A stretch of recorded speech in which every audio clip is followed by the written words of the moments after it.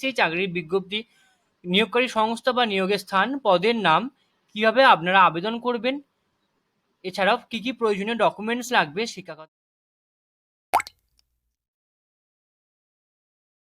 ভালো নিয়োগের সুখবর পশ্চিমবঙ্গের সরকারি চাকরি প্রার্থীদের জন্য। রাজ্যে এবার জেলায় জেলায় ব্লকে ব্লকে এক অসাধারণ নিয়োগের বিজ্ঞপ্তি জারি হয়েছে। এর মধ্য দিয়ে রাজ্যের জেলা ব্লক অফিসে তথা বিডিও অফিসে নিয়োগ করা হবে গ্রুপ সি ডিইও কর্মী। রাজ্যের স্থায়ী বাসিন্দা হওয়ার পাশাপাশি পুরুষ কিংবা মহিলা নির্বিশেষে যে কেউ এখানে এই চাকরির জন্য আবেদন করতে পারবেন।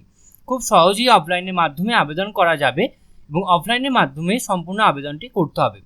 আপনি যদি এমন একটি বিরাট সরকারি নিয়োগে অংশগ্রহণ করতে চান তবে এই ভিডিওটি আপনারই জন্য।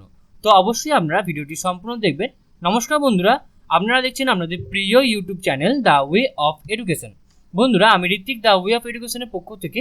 আপনারা দেখছেন আপনাদের নিজের চ্যানেল, আপনাদের প্রিয় channel the way of education. বন্ধুরা, আজকে আপনাদের জন্য আরও একটি নতুন চাকরির বিজ্ঞপ্তি নিয়ে আমরা উপস্থিত হয়ে গেছি। কি সেই চাকরির বিজ্ঞপ্তি, নিয়োগকারী সংস্থা বা নিয়োগের স্থান, পদের নাম, কিভাবে আপনারা আবেদন করবেন, এছাড়াও কি কি প্রয়োজনীয় ডকুমেন্টস লাগবে, শিক্ষাগত যোগ্যতা, প্রার্থীর বয়সসীমা, মাসিক বেতন, কর্মী নিয়োগের প্রক্রিয়া, আবেদনের সময়সীমা সহ সমস্তটাই আজকে আমরা খুঁটিনাটি আমরা সম্পূর্ণ আলোচনা করব এই ভিডিওর মাধ্যমে। তো আপনারা অবশ্যই ভিডিওটি শেষ অবধি দেখবেন এবং আমরা সম্পূর্ণ পিডিএফটি ক্রিস্টাল ক্লিয়ার আলোচনা করব। তো আপনারা ইতিমধ্যে দেখতে পাচ্ছেন আমরা উপস্থিত হয়ে গেছি পশ্চিম মেদিনীপুর জেলার অফিসিয়াল ওয়েবসাইট, যার অফিসিয়াল ওয়েবসাইটটি হচ্ছে www.paschimedinipur.gov.in। তো পশ্চিম মেদিনীপুর জেলার আন্ডারেই কিন্তু এই রিক্রুটমেন্টটা উঠে এসেছে। তো আমরা কিন্তু এবার সম্পূর্ণ পিডিএফটি দেখব। আমরা কিন্তু এই পিডিএফটি আমাদের টেলিগ্রাম গ্রুপে দিয়ে রাখবো, তো আপনারা কিন্তু সেখান থেকে গিয়ে সহজেই আমাদের এই পিডিএফটি দেখে নিতে পারবেন। তো এখানে উপরে প্রথমেই লেখা আছে office of the block development officer Kharagpur 1, মুক্তপুর এবং পশ্চিম মেদিনীপুর, মুক্তপুর জেলা পশ্চিম মেদিনীপুরে। এবং এখানে ইমেল আইডি দেওয়া আছে এবং এখানে মেমো নাম্বার এবং এখানে ডেট দেখতে পাচ্ছেন 7/7/2022 তারিখে কিন্তু এটি পাবলিশ হয়েছে। কি বলছে? Applications R hereby invited from interested and eligible candidates for selection to the following post in the office of the block development officer Kharagpur 1.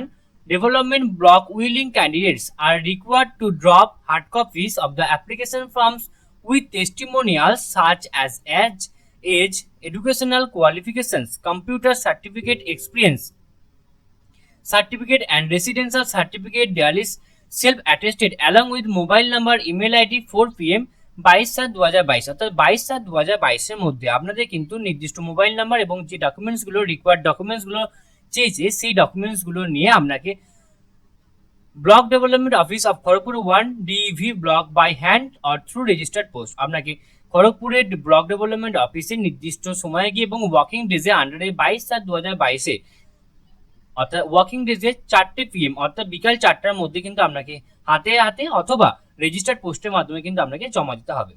Name of the post কি আছে? Mid day meal data entry operator. Remuneration হচ্ছে 13,000 টাকা per month, অর্থাৎ আপনারা কিন্তু 13,000 টাকা per month পেয়ে যাবেন। নাম্বার অফ পোস্ট হচ্ছে একটি আছে আনরিজার্ভ ক্যাটাগরির জন্য এবং সার্ভিস টাইপ হচ্ছে পিওরলি কন্ট্রাকচুয়াল বেসিস, অর্থাৎ সম্পূর্ণ কিন্তু এটা কন্ট্রাকচুয়াল বেসিসের উপরে কিন্তু নির্ভর। নেক্সট হচ্ছে এজ লিমিট হচ্ছে not less than 18 years and not more than 37 years 1 July 2022, অর্থাৎ 2022 সালের 1 জুলাই অনুযায়ী আপনার বয়স কিন্তু 18 বছর থেকে 37 বছরের মধ্যে হতে হবে এবং SC ST OBCরা কিন্তু অ্যাজ পার গভর্নমেন্ট রুলস অনুযায়ী আপনাদের কিন্তু রিল্যাক্সেশন পেয়ে যাবেন। এসেন্সিয়াল কোয়ালিফিকেশন কি বলেছে? গ্র্যাজুয়েট ইন এনি ডিসিপ্লিন এবং working knowledge of computer and ability to work in MS office packages, অর্থাৎ আপনাদের কিন্তু MS অফিস প্যাকেজের ওপরে কিন্তু ওয়ার্কিং নলেজও থাকতে হবে এবং আপনাদের যে কোনো শাখায় স্নাতক হতে হবে। Working experience minimum 3 years experience above in the field of data entry of any government PSU or government undertaking, অর্থাৎ আপনাদের কিন্তু 3 বছরের কাজের অভিজ্ঞতাও থাকতে হবে যে কোনো ডাটা এন্ট্রি কাজের উপরে, সেটা গভর্নমেন্ট হতে পারে, PSU হতে পারে অথবা গভর্নমেন্ট আন্ডারটেকিং কোনো সংস্থার উপরেও হতে পারে। Residential details must be residence of Paschim Medinipur district, অর্থাৎ আপনাদের কিন্তু পশ্চিম মেদিনীপুর ডিস্ট্রিক্টের বাসিন্দা হতে হবে। Date and time will be known through the call letter email, অর্থাৎ আপনাদের কিন্তু ইমেলের মাধ্যমে অথবা মোবাইল নাম্বারে মেসেজের মাধ্যমে কিন্তু আপনাদের অর্থাৎ ইন্টারভিউ ডেট এবং টাইম বলে দেওয়া হবে। সম্পূর্ণ কিন্তু এটা হবে ওয়াকিং ইন কিন্তু আমাদের সম্পূর্ণ ইন্টারভিউর মাধ্যমে। নেক্সট এখানে কিছু টার্মস অ্যান্ড কন্ডিশন বলেছে, সেই টার্মস অ্যান্ড কন্ডিশনগুলো কি বলছে আমরা দেখে নেব। Instructed candidates fulfilling above qualification will be asked to prepare for the due selection process later on. The schedule for the same will be informed later on. Next এখানে বলেছে আপনাদের application for the post MDM DEO MDM selection must reach within 4 PM 27/7/2022. Expected holidays to the office of the block development officer Kharagpur 1, অর্থাৎ আমাদের খড়গপুর 1 এ block development অফিসে নির্দিষ্ট তারিখের মধ্যে কিন্তু জমা দিতে হবে। একাডেমিক মেরিট কি বলছে, no marks will be credited to the candidates in this stage. Next experience merit preference will be created to the candidates as per his length or work or experience. অর্থাৎ আপনাদের কিন্তু academic কোনো merit এখানে গ্রাহ্য হবে না, কিন্তু আপনাদের এক্সপিরিয়েন্স মেরিটটা কিন্তু গ্রাহ্য হবে। এখানে সিলেকশন প্রসেসে কি বলছে, একটা 20 মার্কসের রিটেন এক্সাম হবে এবং প্র্যাকটিক্যাল টেস্ট হবে 20 মার্কসের কম্পিউটারের উপরে, এবং দেন হচ্ছে একটা ইন্টারভিউ হবে। Top 5 successful candidates will be called for interview which will be of 10 marks. অর্থাৎ আমাদের টোটাল 50 মার্কসের কিন্তু একটা পরীক্ষা হবে টোটাল।